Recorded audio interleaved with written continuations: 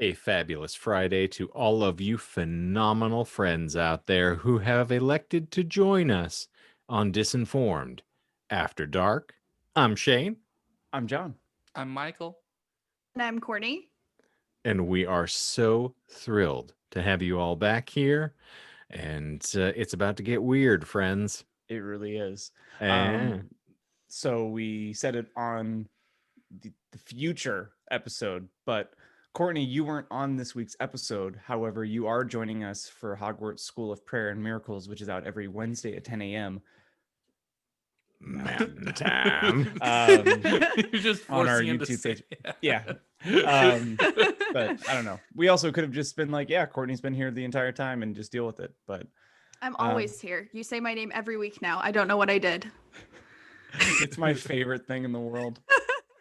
It's the best way to check Michael because we could just have you instead of Michael. Well, as the old adage states, absence makes the heart grow fonder. Truly does. It was And so then- much fun to have you.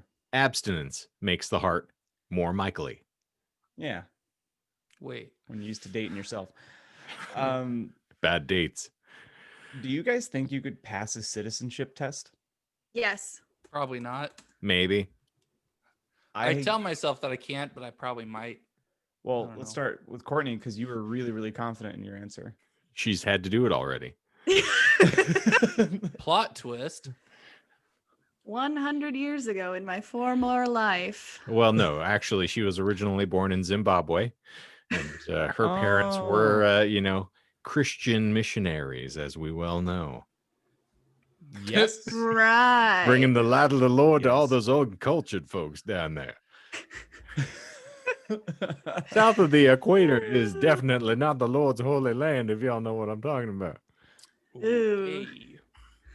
Well, I at work this week, one of our regulars, he's European. I was gonna say Russian, but that'd be offensive because I don't think he's Russian. But anyway, him and another patron were talking about having to take a citizenship test, and they put myself or my coworker and I like on blast and like, do you think you could pass it? And they passed their phone to the practice test. And it was 20 questions long and both of us took it and we were sweating the entire time because we're like, what happens? Do we have to go? Do we have to leave? If only. But we both passed. I got an 80, he got an 85, but it made me think of you guys because I think on your free time, maybe if I could find it, I'll send it and see if you guys like what your scores are, because it was surprising to like have to rack your brain for answers to things that should be, pretty immediately recalled. Mhm. I don't know. Also, I have some things to share with you. Cool. I'm really Wow. excited. A lot has happened in a week. It's another riveting bit here brought to you by Don. Thanks, Wayne. So Becky convinced me to get on TikTok, to Oh, actually no. use TikTok, and I've used it for evil because I love Your Mom's House podcast so much. I wanted to see how long it would take for my algorithm to go pure dark TikToks like the outliers. So if it's okay with you guys, I just wanted to show you 3 quick TikToks that kind of illustrate what my feed looks like now that I've taken Christina Pajinski's guidance. Are you I'm okay with that? scared. I'm so excited. Okay. Monetization. If I won't can be subpoenaed based on anything seen, No. I just want to go on the record here as saying I know I'm a garbage person. It doesn't need to be confirmed on air. Okay, well here we go. Sure, hit it. All right. Oh, is this no, the, I is this already the don't woman like where who's this is banging at going. drums? Because I've No, seen here we her go. cover Disturbed once, and it was really awesome. No. No, I'm not dead. I'm alive. I'm still making videos. I'm alive, and I'm not leaving TikTok.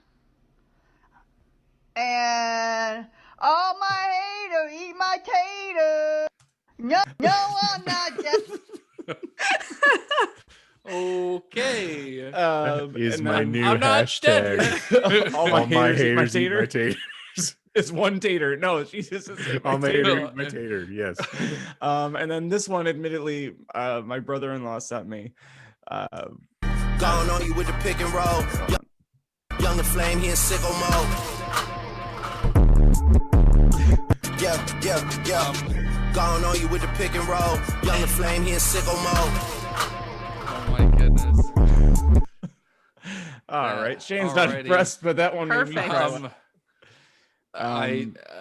Okay. And then one more because I promised I'd keep this Enjoy quick. your virginity. And our final one. Virginity restored. Oh man, why'd you have to pull up my high school videos? Oh, that was a sick jump. Ooh, nice pass. But the way it starts, It's a dark squall over here. Oh shoot. What did he say? He said, "Hi, bitch."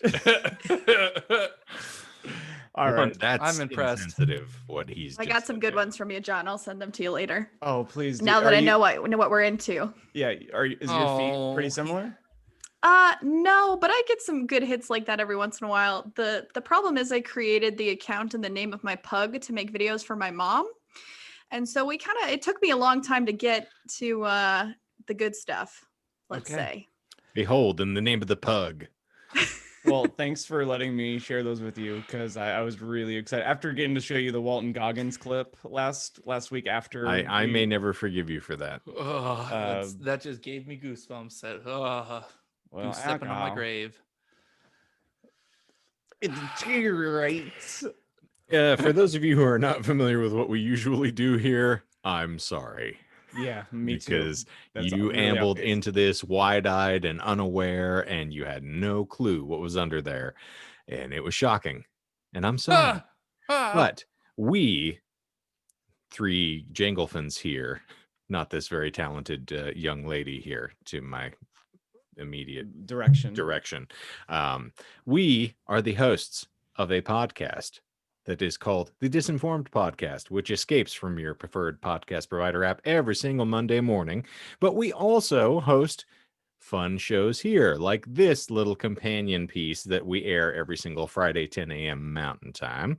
And you can check with us any single time you want, but these are somewhat companion pieces to the episode that airs every week, sort of like a little decompression after we've recorded, so we can all bathe in one another's afterglow as we finish up in the rapturous delight that has been the past two episodes.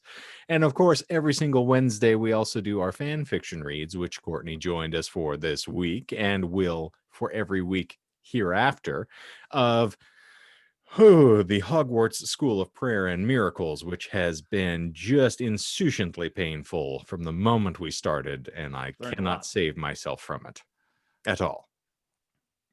It is certainly no my immortal, but it no. No walk in the park. Short. Yeah. But so you can check in here anytime you want. We will try to keep you entertained as long as you enjoy pain. And so another subcomponent of what we do here is we will dive into Chuck Klosterman's hypotheticals. And this week's stirring installment shall be artistic telekinesis. Yeah, thank you. I couldn't read that backwards. You should have I made had my Michael brain. read it. Artistic telekinesis. I don't have all night. Telepathy. Telepathetic. There we go. Yes, you are. I have known this for years. All right. Let's just show it's that sturdy card stock here. Shoot. That's sign of quality. Yeah. A hallmark of great questions everywhere. Let us assume that you have the ability to telekinetically change culture while you actively experience it. What? Your mind can now dictate what you see and hear. For example, if you drink alcohol, your liver was a cherry. sorry. For example, if you were listening to Pearl Jam's Yield and you wanted the music to be heavier, it would immediately sound as though Mike McCready's guitar had been tuned differently in the studio. Great pull, Chuck. Though The Yield youth will understand this reference. I'm glad Yield that is he actually mentioned- my like one of the favorite Pearl Jam albums for me, though, I will say. I'm also glad that he mentioned heavy music because I saved something for after our hypothetical. Oh, good. My goodness. As did I. If you were watching The Office on NBC and decided that Jim should marry Pam or Karen or both, you could make it happen. All you would need to do is think about that specific desire. You could stare at an oil painting and unconsciously change the color contrasts. If a PG-13 romantic comedy grew dull, you could force it to evolve into an eroticized NC-17 thriller. You could essentially write books as you read them, eliminating certain characters and redirecting plot points as they occurred in the text, which means Cujo would have been a much more riveting tale. However, such changes would only apply to your experience. Okay. You could kill off Han Solo at the end of Return of the Jedi, but Or that just would wait. not change the movie for anyone else. All other people would possess the same personal psychic powers as you. So the question is, my fine feathered friends, would you want this ability? And if this became reality, would art retain any meaning whatsoever? Is he just describing having an imagination? That's what I was kind of thinking too. I think he Well- was describing fan fiction. Honestly, I would say that is pretty on the nose. your imagination manifests itself in a more concrete way, I think is probably what he's saying. Yeah. But if it's only canon to you, then that doesn't really change anything. Yeah, at least my fan fiction, other people might read it. But he's saying like unconsciously, like if I'm like it's manifest, like I'm not really controlling it. I'm just mentally reacting, like subconsciously reacting. I mean, technically you are controlling it though, but that effect is limited only to you. But As what I'm in, trying to like, get at is like I'm not like some of the time I'm not doing this on purpose. Like you reading Cujo, like Mhm. halfway through, like you're getting bored, and then all of a sudden things start changing. You're like, oh, this is getting way better. This is exactly how I. Oh, wait a second, I'm doing that thing again. Yeah. Okay. Yeah, I would say it would probably be involuntary. Yeah, I don't want this. No. Okay. Um, Any particular reason why? I kind of like and dislike things for the reason they're intended to be liked or disliked. Okay. Like it's the approach I've had with food lately. It's like I don't like mustard. I don't like mayo. But if a sandwich is meant, like if it's all the ingredients are meant to combine and be enjoyed that way, like I want to at least try it that way. And if I don't like it, then it's just not my thing. Mhm. But I don't want to like. What if I really do like mustard? I just haven't gotten mustard in the right context yet. You know? That's a fair point. I haven't appreciated it yet. Yeah. I am not ready for it. Yes. That is exactly. Should we part act the responses here and answer the whole would art retain any meaning whatsoever later on? Yeah. Sure. Okay, we'll go through first blush then. Michael, would you take this or not? I wouldn't. I guess I can split it up into two parts because I was originally going to talk about the second part of the question too, but you know, you could at least wait until I start my diatribe, and then that's when you pretend to sleep. Because you've You'd already actually yet? have to eventually start one, Michael. So a lot of like how I enjoy media is like how I'm feeling at the time. Mhm. So I could be watching. It all like if it's involuntary, your emotions would definitely dictate how things change.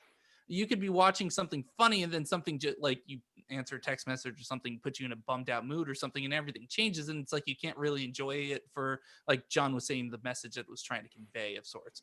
I used to think that way a lot about the covers.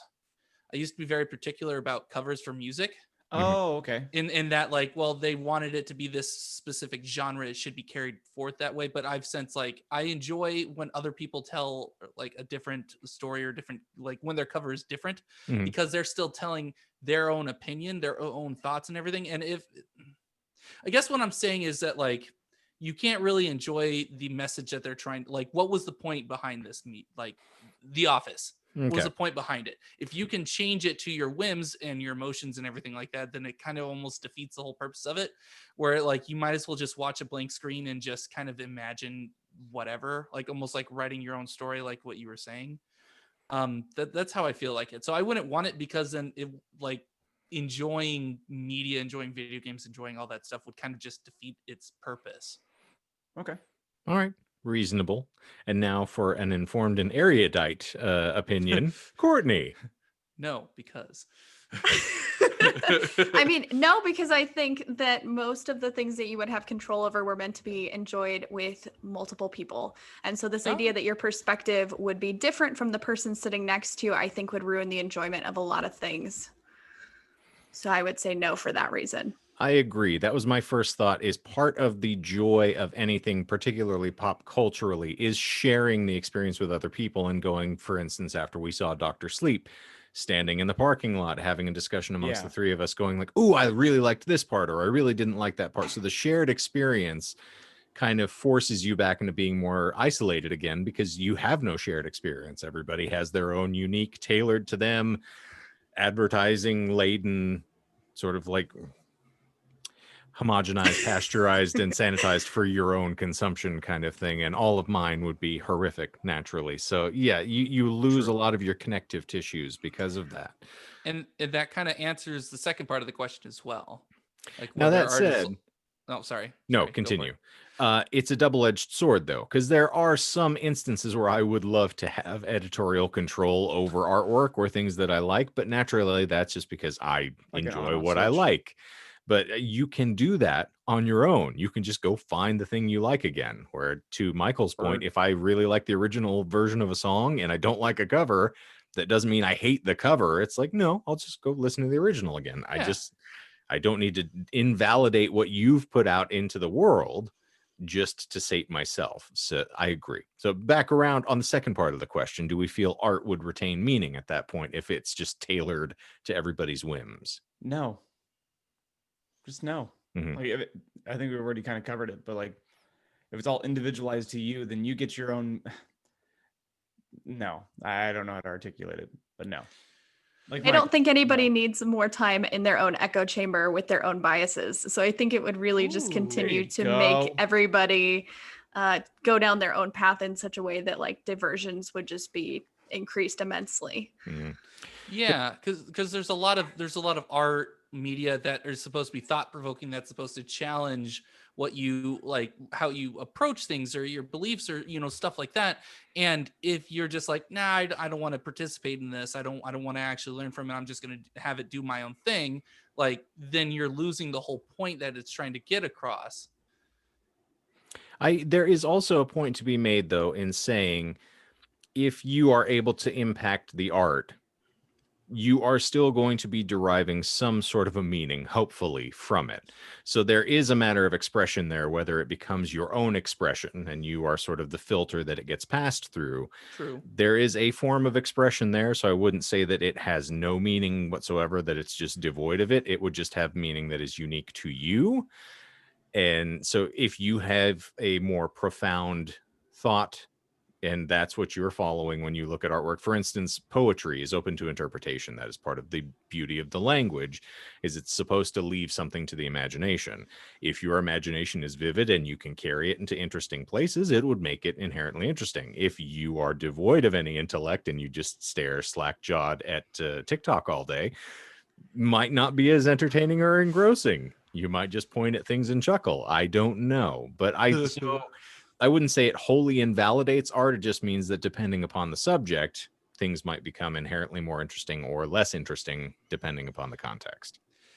But the question I have would be, would people still try and do, because you said that this doesn't apply to just you, it applies to everyone. Everyone has this specific ability. Would anyone be motivated to do this sort of like, to try and tell a message, try and tell a story, if they know that everyone has the ability to just take from it whatever they want without actually getting the original message across?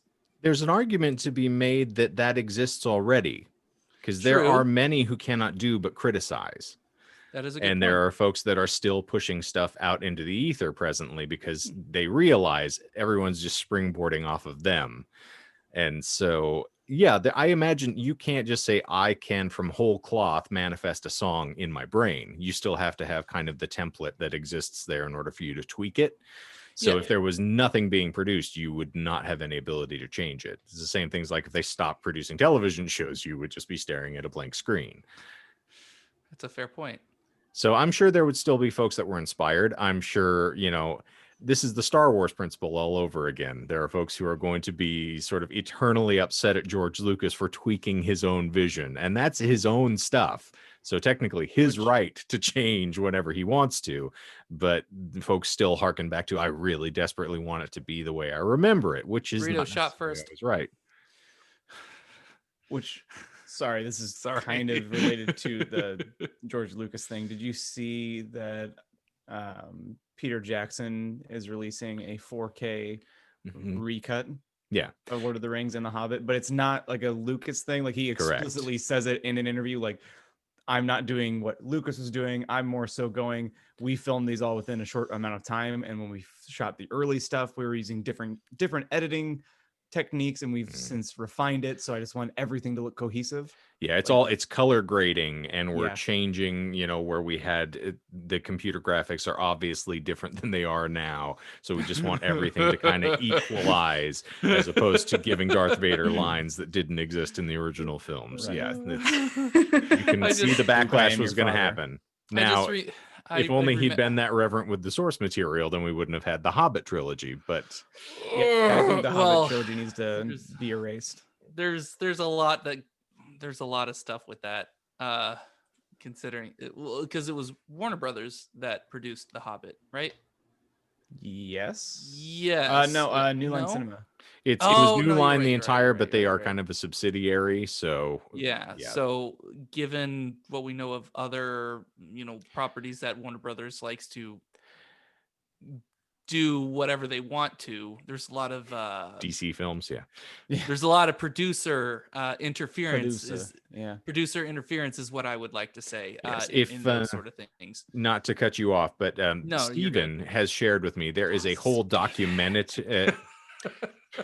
there's a whole documentary that someone on YouTube made delving into all of the inherent issues behind making The Hobbit and why it falls short of The Lord of the Rings in their opinion, and really informative. I think it's like 3 full hours of material. Is it I would by actually watch Lindsay that. Ellis? It may be, as a matter of fact. I Okay. recall. All right. Yeah. That was the one that was what I was talking about. Okay. So Primarily. yeah, Yes, you and I really have seen the good. same source material. I recommend it, John. Lindsay Ellis is a really good YouTuber. I wanted to watch her documentary on why Borat is relevant in 2020 because that came out a couple of days ago. And here's where Michael. we continue to talk like Courtney's not in the room, apparently. Hello. Hi. Hello, future replacement.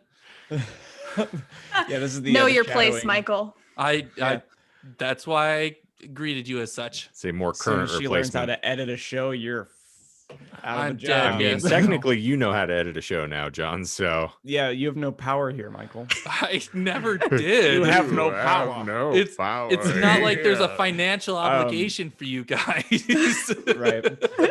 So, if I may, I love sharing exchanges that I've had with our drummer Asher. Here we go. And this might be a little bit of a tease for January's Damn Jams. Oh, no. I'm not going to share the song exactly that I'm going to put on the playlist because it'll be a lot of fun for January. But I sent Asher a song, and he just responded back originally with, I think it would be pronounced weeg, but it's UWWEEGH. It's supposed to be like a scream noise, like a metal vocalist. That's really good. That's really, really good. And I said, my God, this song is bananas, Asher. He's got a unique scream. Legit, I can't understand a lyric. He goes all over his tones. Asher quotes something from the song, but misquotes it on purpose. And he goes, this dude's voice sounds toxic. And I said, it's like if Reptile did dirty vocals. And then Asher goes, facts. I like how he does the chorus, though. How he sounds so gurgly and dusty at the same time. Sounds like pouring sand in a garbage disposal. Very And apt description. And I said something back to him, and he sent me this video as a response. Oh no. I'm So. scared. I'm scared. Why'd you guys give John so much control today? This is really on you. I really, to be honest, didn't Oh, know no. John was seeking this much control today. I usually am not, but I told you it's been a big week and I've missed you guys. Why am I seeing this cuck?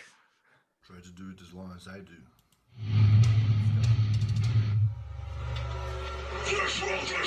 No.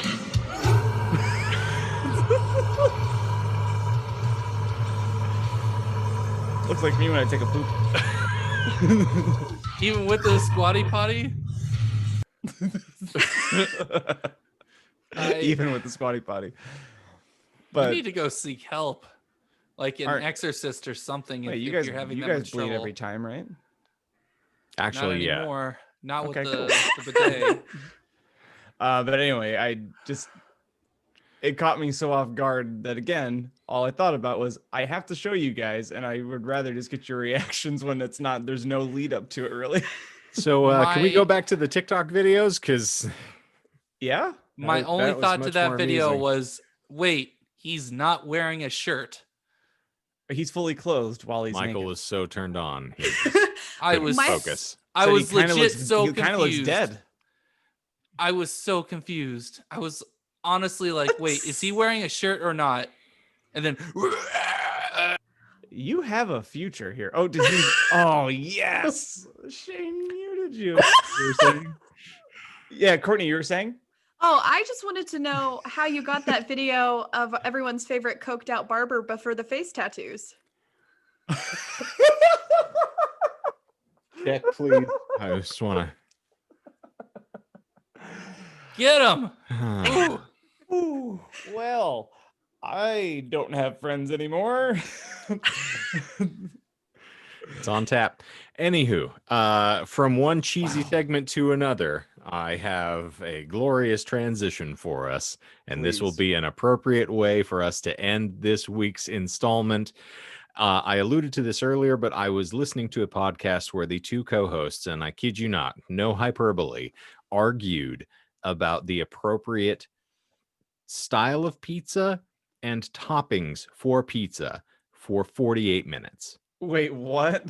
They were having an all-out war that they were then asking for the listeners to weigh in and offer their opinions. And I thought, there are very few litmus tests in this world that one can give one's friends to really divide folks appropriately.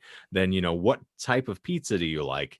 And what do you put on it? And then I'm thinking, we have a chef on here. We have someone who pizza is literally his business. So obviously he's got to have some sort of an opinion. And my other friend here just began eating pepperoni all over again. So I Sure imagine did. your pizza zeitgeist has just been completely turned topsy-turvy right now. So I want everybody's True. preferred style of pizza, i.e. crust and or sauce combination, if you want to go that far down. And then what toppings do you throw on? Who's I think starting? Michael has to start. I think it's his He day is- in and day out. He's the expert. Well, Michael, Okay. first, can you share with the viewers how the competitors do their cheese? What the cheese is made out of? Oh, the origin story for Mhm. this podcast. The idea was that Little Caesars used liquid mozzarella for their cheese, and that was definitely not the case. No, it's facts, and you can take that to the bank. Yes. So it all depends. Like, the nice thing about pizza is that it is so varied. Whatever your taste buds are, whatever you're feeling, you could probably make into a pizza. If you have a taste for something savory, something sweet, something salty, anything. Yes. I've had pizzas where I've had a Hawaiian pizza with a cinnamon crust and an actual cinnamon. We call it money shot at Howie's because we're like, yes. We Did- actually used to have it on the screen as $sign, and then yes. Does this but- still have marinara sauce? It Or just the could. crumb. It could be. You could either do like I'm a just very saying, light for butter. what you had, did you have marinara? Um, Because that sounds disgusting. I don't think I can't remember if I made I it, I think his wouldn't have had hesitancy is marinara. Okay, I was gonna say. Oh, no, someone else that worked there would make it, and I didn't Sorry, really care cinnamon for and it. something. marinara sounds like the Nah. worst combo. I'm You- sorry. For me, if I were to make that, it would be a light butter to kind of give the cheese something like, but the thing between the bread and the cheese. But you don't really need a lot because you're focusing on the ham, the bacon. Are the we gonna get pineapple, an and the answer? cinnamon. Or are we just No, gonna this get- is Michael. I don't He's know why gonna you're Okay, read no, the no, no, menu. all right. The whole no, because that's not on the menu. The whole idea is that like it all depends on the person. I don't have a favorite pizza because I've tried all So you different just wanted to pizza. waste our time. Thank you. Just get I committal want- about well- something. Flavored crust or no. All right, fine. If I had to choose Hot something, takes. I would make a Philly cheesesteak pizza with no sauce. So we used to have American cheese like slices that we would put underneath the cheese for our specific crust or for our specific pizza, but that's since been taken away. So I would do that as the base. So American as the like sauce, I guess, and then mozzarella and then Philly cheesesteak. So the steak that we have, I would cook that before throwing it on the pizza. Not pineapple, green pepper, onion, and mushroom. All right, nuances are grand, but how about crust preference? Are you a thick crust guy? You a thin crust guy? What are you going for? Kill me. End me. For this pizza, thick with 3 C's, I guess. Okay, Oh. not 3 C's, not deep dish. Okay, well, I think that we've gotten enough of the mealy mouthed response for that. The peanuts. You wanted my professional opinion. I have learned. I've been hoisted upon my Good. own Okay. card. Let's Never Good, I'm asked. glad. let's do contrast here. I hope you learned that lesson. Yes. Courtney. So I think I actually am the expert over Michael because I have a pizza tattoo, which qualifies me as Oh yeah, like, you do. the That is most fair. expert. I thought you would have I- said that you're qualified over Michael because you have a palate. Oh, That too. Excuse me. I put No, but no, if she has a It's pizza a tattoo, funny shot. I defer my I expertise. wish there was an easy way to see the pizza tattoo, but I know that would essentially mean trying to get you to lift your leg. Like, Would you please stop soliciting you have to our pay so co-host, much more for John? that, John. You can't afford it. I If am. you Oh. tip $57 right now, or all of a sudden dings And go also, off if and you there's a see the link vibration in sound. the bio. John will show his feet again. It's what everybody wants. I do like to please the people. But, I would uh, say the best pizza I ever had was a Neapolitan style that was in like a brick oven. And so you get that thin, crispy crust, light sauce, fresh mozzarella, and just basil, and you call it a day. And that to me is like the perfect pizza. I'm a big fan of pineapple. I'm hard into the pineapple camp. I think it belongs on pizza. And I Yes. think that deep dish pizza is a casserole and not a pizza. Correct. Fair point. It's more bread much than bread. anything else. Yeah. Mhm.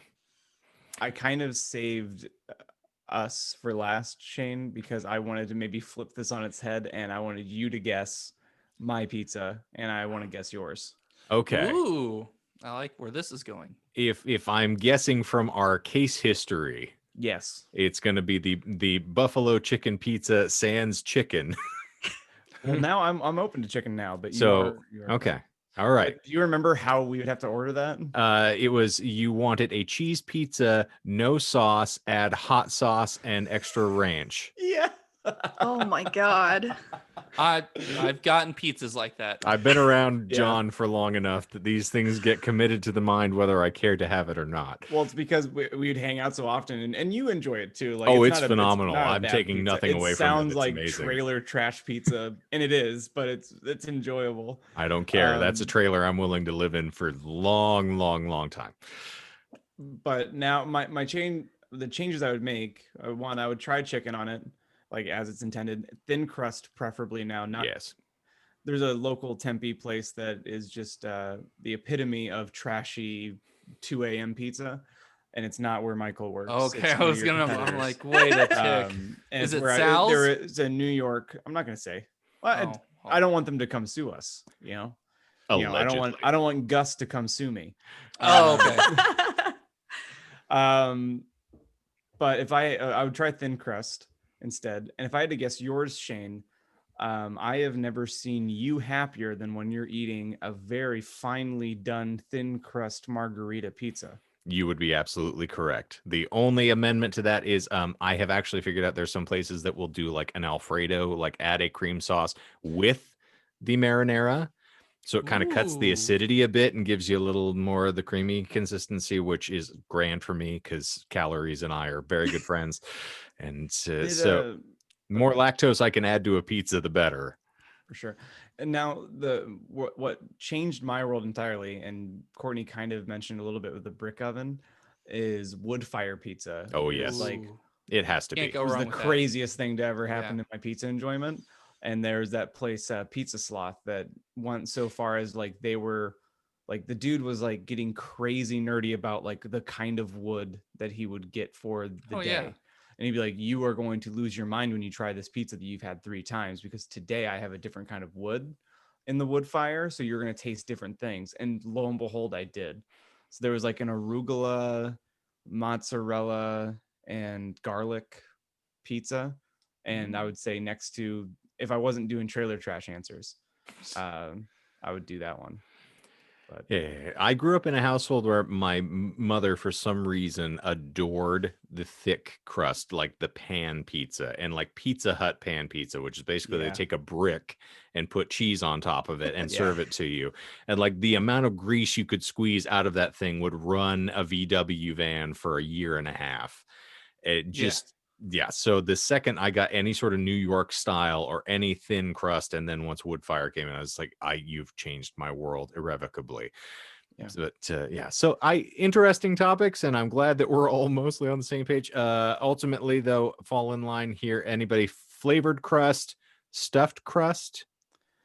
Any preferences here, or you have the if I'm feeling trashy, stuffed is fine. Oh yeah, Yeah, agreed. Also, we all just, Courtney said it. I agreed with it. I didn't see your reaction, Shane or Michael. Pineapple, yes or no? I already said that the Hawaiian pizza. Okay. As long as it's done correctly, that's fine. Shane is a rare bird, and I cannot take sweet and savory together. It's an interesting thing for me. That's fair. I Why don't we like never it. worked romantically. Yeah, it's like at one point there was like a masala chicken that I was given, and I sat and just scraped all the sauce off of it and salted it to death just Courtney's to trick dying myself. inside. Yeah. It's so, yeah, I can't do pineapple on a pizza. I'll eat pineapple by itself because it's delicious, but yeah, some of that stuff. Now, I've been proven wrong on this. Salted caramel is the gift of the gods. I take nothing away from it, but yeah, my brain normally doesn't translate that with savory Okay. food. All I'll be right. the outlier here. I'm fine. Hot take, That's fine. hot take. 3 or 4, it's not bad. As per considering usual, that it's in the minority. yeah, I have always said, and John's heard me give this speech many times, I endorse my lifestyle for myself alone. I never recommend anybody else try to walk my path because it doesn't work for anyone Oh, other than me. No. What I mean is liking pineapple is the minority. It's not a very popular thing. We are the 1%. Well, thank you for indulging me and pizza is indulgent as a topic and as fare. So I figured it would be a fun way for us to go out, but it struck me as like, it's the Elvis and the Beatles conversation, just in the Who? Epicurean end from time to time. I don't have an end for this bit, so I'm just going to do a slow I bow. couldn't either. I'm sorry. Yeah. Fade out. Ladies And and I'm gentlemen, as always, thank you for being here on another Fade Out edition of Disinformed After Dark. Please we show faded. back up every single Friday, and you can find us elsewhere Monday and Wednesday as well. We will entertain you the whole week through, and we'll leave the weekends just to you. But for the rest of my colleagues here, thank you for being here. We sincerely appreciate you sharing another Friday morning with all of us. So for Disinformed After Dark, I'm Shane. I'm Timothy Lone Cactus. I apologize. I'm sorry. I got too excited with my segue there. I am Kenton Eldorado. I am still Timothy Lone Cactus. Arr. I am Robert Greer. And I'm Jean Grey Ghost. That's right. Indeed. Please always remember our admonition, friends and listeners. Live, laugh, lie.